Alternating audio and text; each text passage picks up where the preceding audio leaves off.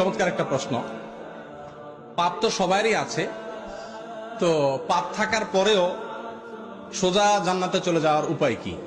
এটার উপায় হলো অটো পাস। এই যে করোনা ভাইরাসের কারণে স্কুলে ছেলেদেরকে, মেয়েদেরকে, আমাদের শিক্ষার্থীদেরকে অটো পাস করে দেওয়া হয়েছে না?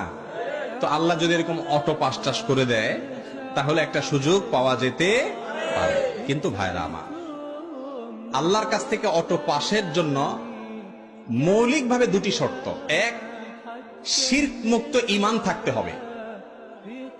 যদি ঈমানের মধ্যে শিরক থাকে তাহলে সেক্ষেত্রে কোনো অবস্থাতে অটো পাসের কোনো সুযোগ নাই।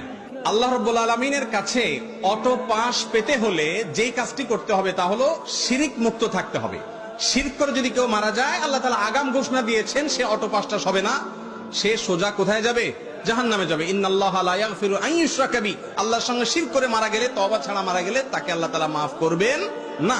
মুসনাদ আহমদে বর্ণিত হাদিসে নবী সাল্লাল্লাহু আলাইহি ওয়াসাল্লাম বলেছেন, আদ-দাওয়াবিনু ইনদাল্লাহি সালাসা, আল্লাহর কাছে তিন ধরনের মামলা উঠবে। তার ভিতরে এক ধরনের মামলা হলো শিরক সংশ্লিষ্ট মামলা। এটা জামিনের অযোগ্য, ক্ষমার অযোগ্য, সরাসরি জাহান্নাম। এজন্য শিরক থেকে বেঁচে থাকার জন্য চেষ্টা করতে হবে। এক। দ্বিতীয় হলো বান্দার হক নষ্ট করা যাবে না। ওই যে আজকে 4টা পয়েন্ট বলেছি, 2টা পয়েন্ট এর মধ্যে চলে আসছে। দেখেন, বান্দার হক নষ্ট করা যাবে না।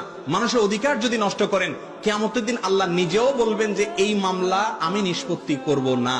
যার অধিকার নষ্ট করেছো তার কাছে এই মামলার ইখতিয়ার, তিনি চাইলে মাফ করবেন। আর কিয়ামতে কেউ কাউকে মাফ করবে না। নিজের বাবাও ছেলে মেয়েকে মাফ করবে না। ইয়াউমা ইয়াফিরুল মারউ মিন আখি ওয়া উম্মিহি ওয়া আবি। এজন্য ভাইরা আমার, যদি গুনাহ করেও সোজা জান্নাতে যেতে চান, এক, শিরক থেকে বেঁচে থাকবেন। 2, মানুষের হক নষ্ট করবেন না। আর 3, সর্বক্ষণ তওবাকে নবায়ন করবেন। কিছুক্ষণ পর পর বা প্রতিদিনই আল্লাহর কাছে লজ্জিত হয়ে মাপ চাইবেন এবং চেষ্টা করবেন গুনাহ ছাড়ার।